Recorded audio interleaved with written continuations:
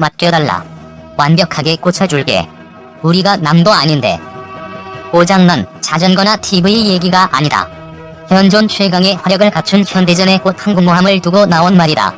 대체 얼마나 배짱이 두둑하길래 이렇게 화끈한 제안을 하는 것일까? 놀랍게도 손을 내민 쪽은 현재 미국과 패권을 다투는 중국. 한낱 재활용센터 주인으로 내몰린 상대방은 한때 미국과 좌우를 겨루던 러시아다. 러시아의 굴욕, 중국에는 기회. 중국이 달려든 먹잇감은 러시아의 항모 아드미랄 쿠즈네초프다. 구소련 붕괴 직전인 1991년 취역해 28년이 지난 노후함정이지만 러시아 유일의 항모라는 상징성 때문에 애물단지로 남았다. 2016년 시리아 군사작전에 투입돼 이슬람 국가 격퇴에 앞장서며 헌재를 과시하는가 싶더니 가판이 짧아 함재기가 착륙 도중 바다에 빠지거나 고장이 잦아 링거 맞은 환자처럼 아예 옌선을 옆에 달고 다니면서 조롱거리로 전락했다. 미국이 11척의 항모로 전 세계 바다를 지배하는 것과 하늘과 땅 차이다. 더구나 재래식 디젤 엔진이어서 미국의 원자력 추진 잠수함에 비해 성능도 한참 떨어진다. 반면 중국에게 쿠즈네초프는 더없이 소중한 보물이다. 지난 23일 중국 해군 창설 70주년 관함식에서 위용을 뽐낸 항모 랴오닝은 1998년 경제난으로 건조가 중단된 쿠즈네초프 이번 함인 바랴그함을 들여와 개조를 거쳐 2012년 배치한 일종의 리모델링 제품이다. 중국이 최초의 항모라며 떠들썩하게 선전하고 있지만 막상 족보를 따지면 잔뜩 주눅이 드는 것도 그 때문이다. 쿠즈네초프는 해양 굴기에 박차를 가하며 군사대국을 꿈꾸는 중국 해군력의 교보민 셈이다. 그런데 중국이 이처럼 고맙고도 찜찜하던 러시아의 그늘에서 벗어날 기회가 넝쿨찍 굴러들어왔다. 지난해 10월 러시아 북부 수리공장에서 항모를 띄우던 도중 부유토크가 침몰해 대형 크레인이 추락하면서 이 항모 가판에 커다란 구멍이 뚫렸다. 설상가상으로 항모를 감당할 만한 다른 도크는 멀리 떨어진 흑해에 있고 러시아 기술력으로 항모의 전투력을 온전히 발휘할 수 있을지 장담할 수도 없어 그대로 방치된 상태다.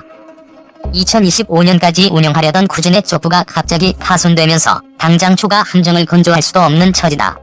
2014년 크림반도 병합 이후 서구의 제재에 막혀 자금도 충분치 않다. 이에 중국은 관영 매체를 통해 쿠즈네초프를 퇴역시키지 않을 방법은 우리밖에 없다며 분위기를 띄우고 있다. 전문가를 보내 수리할 수도 있지만 이미 항모가 정박할 부유토크가 없어진 터라 중국으로 갖고 와서 고치면 된다는 논리다. 특히 이달 관함식을 계기로 중국의 해군력을 부각시키는 과정에서 이처럼 노골적인 제안은 더 두드러졌다. 최초의 국산 개발 항모인 산둥이 막바지 작업 중인데다 이보다 큰 세 번째 항모는 원자력 추진 방식으로 건조할 계획이어서 얼마든지 쿠즈네초프를 원상복구시킬 수 있다는 자신감의 표현이다. 중국의 한 군사 전문가는 돈도 없고 시설도 없는 러시아는 항모 한 척도 없는 빈털터리 유엔 안보리 상임이사국으로 남을 것이냐며 쓸데없이 제3의 길을 찾지 말고 중국과 손을 잡아야 한다고 촉구했다. 대러 공조, 미국 포위망 돌파, 기술력 과시 다중포석. 물론 러시아가 중국의 제안을 수용할 리는 만무하다. 핵심 군사기술이 유출되는 것은 물론 중국으로 항모가 끌려가는 전대미문의 수모를 겪어야 하기 때문이다. 그래서 일부에서는 중국이 못 먹는 감을 괜히 찔러보는 것 아니냐는 비아냥도 나온다. 하지만 중국은 러시아를 보챌수록 남는 장사다. 우선 전략무기의 최고봉으로 꼽히는 항모를 고치겠다고 나설 수 있는 자체가 양국의 신뢰관계를 보여준다. 가령 한국과 일본이 모두 도입한 미국 스텔스 전투기 F-35의 경우 일본은 국내에서 기체를 분해하고 조립하는 장정비를 할 수 있지만 한국은 큰 고장이 나면 일본이나 미국에 맡겨야 한다. 미국이 일본에만 정비 권한을 준 탓이다. 최근 일본의 F-35 추락사고에도 불구하고 미일 관계는 갈수록 공고해지는 반면 한미 관계는 파열음이 끊이지 않는 것도 이 같은 군사적 신뢰와 무관치 않다. 중국이 산둥반도에 러시아판 4대로 불리는 S-400 미사일을 배치해 미국에 맞선 요격망을 갖추며 러시아와의 위를 과시한 것도 같은 맥락이다. 특히 중국은 미국의 해양 봉쇄 정책인 인도, 태평양 전략에 맞서 포위망을 두어야 할 필요성이 절실하다. 비핵화가 지지부진해 애를 먹이는 북한을 제외하면 러시아는 중국이 군사적으로 사실상 유일하게 보조를 맞출 수 있는 우방이다. 지난해 9월 중국과 러시아가 극동지역에서 한랭전 이후 최대 규모인 30만 명의 병력을 동원해 군사훈련을 실시한 것도 그 때문이다. 올해는 대만 해협과 남중국 해를 둘러싼 미국과의 긴장이 고조되면서 군사공조의 범위를 바다로 넓혔다. 미국이 호주, 일본과의 훈련 빈도를 높이며 억제자 중러 양국은 이달 말 연합 해상훈련으로 맞대응에 나설 예정이다. 더구나 비동맹 진영의 리더를 자처하며 미국을 향해 함께 목소리를 높이던 인도가 오락가락하면서 중국의 불안감은 가시지 않고 있다. 나렌드라 모디 인도 총리는 25에서 27일 베이징에서 열리는 1대1로 정상 포럼에 끝내 불참하기로 했다. 블라디미르 푸틴 러시아 대통령이 25일 블라디보스토크에서 김정은 북한 국무위원장과 정상회담을 마친 뒤 곧바로 나라와 시진핑 주석과 회동하는 성의를 보이는 것과는 대조적이다. 특히 인도에 이어 일본마저 항모 경쟁에 뛰어들면서 중국도 한 걸음 달아나야 하는 상황이다. 이 밖에도 꾸준히 촛불을 들먹일수록 대내외적으로 중국의 기술력을 각인시키는 효과가 생긴다. 중화민족의 위대한 부흥을 기치로 내건 시 주석의 강군몽을 실현하기 위한 전제 조건이기도 하다. 중국의 항모는 미국과 달리 스키 점프대처럼 갑판 끝이 올라가 있다. 전투기를 띄우는 전자식 사출기와 전력을 안정적으로 공급하는 출력 계통 모두 성능이 떨어지기 때문이다.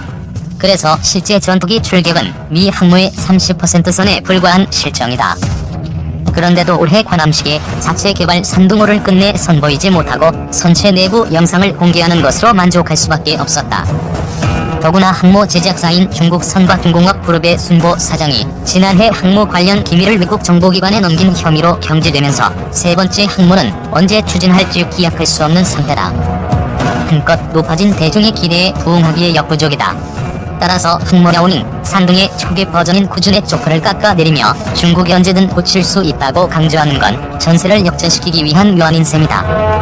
방위사업청이 지난 10월 7일 경항공무원 국내 건조 사업과 관련해 스텔스 성능 기술을 선행 연구한다고 밝힘에 따라 앞으로 건조될 한국형 경항모의 윤곽이 드러나고 있다. 방사청은 이날 국회 국방위원회 국정감사 업무보고 자료에서 2022년 사업 착수를 위한 선행 조치로 개념 설계 및 핵심 기술 개발을 수행하기 위해 2022년 예산 271억 원 반영을 추진했다고 밝혔다.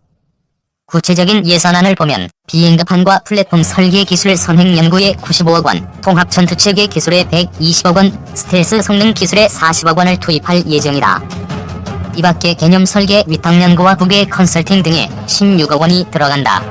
앞서 국방부는 지난 8월 F-35B와 같은 단거리 이착륙 전투기 탑재가 가능한 경항모급 대형 수송함 국내 건조 계획을 담은 2020에서 2024 국방중기 계획을 발표한 바 있다. 국방부는 중기 계획에 따라 내년부터 단거리 이착륙 전투기 탑재가 가능한 다목적 대형 수송함에 대한 선행 연구를 통해 개념 설계에 착수할 계획이다. 사업명은 대형 수송함이지만 실질적으로는 F-35B 스텔스 이착륙 전투기 운용에 초점을 맞춘 경항모 건조를 염두에 두고 진행한다. 오는 2021년 사업 타당성 조사가 끝나면 2022년부터 본격적인 탐색 개발을 거쳐 2026년부터 체계 개발에 들어가 2033년께 경항모 건조가 완료될 것으로 전망된다.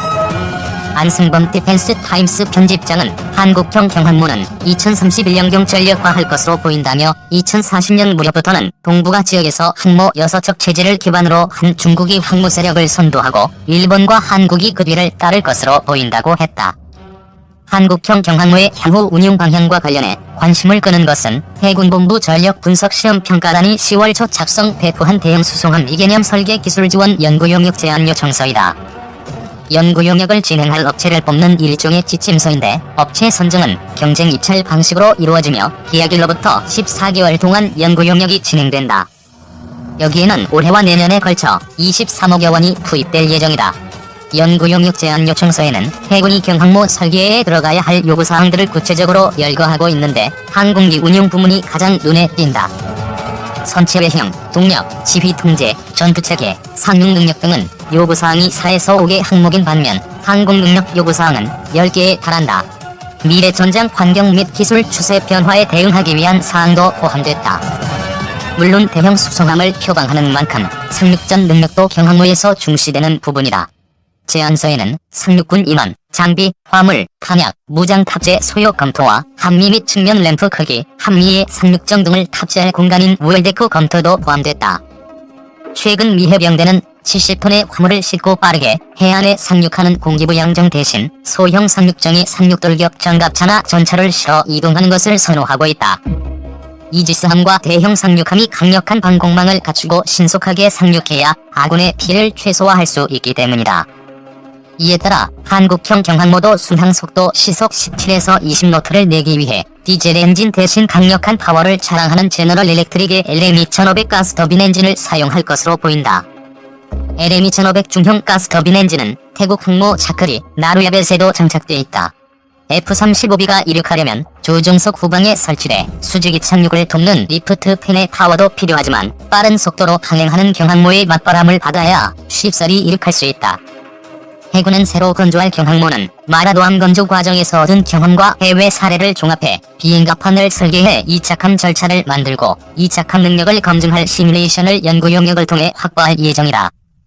이를 통해 항공기 유도 및 관제 개념, 항공기 비행갑판 배치 방법, 정비 공간 확보, 지원 설비, 항공기 이송에 필요한 승강기 설치 등도 연구하게 된다. 2030년대 초반에 진수되는 만큼 여기에는 첨단 기술 발전 추세를 반영하는 작업도 포함되어 있다. 예컨대 무인수 상정과 잠수정, 무인기를 운영하는 방안과 통제 장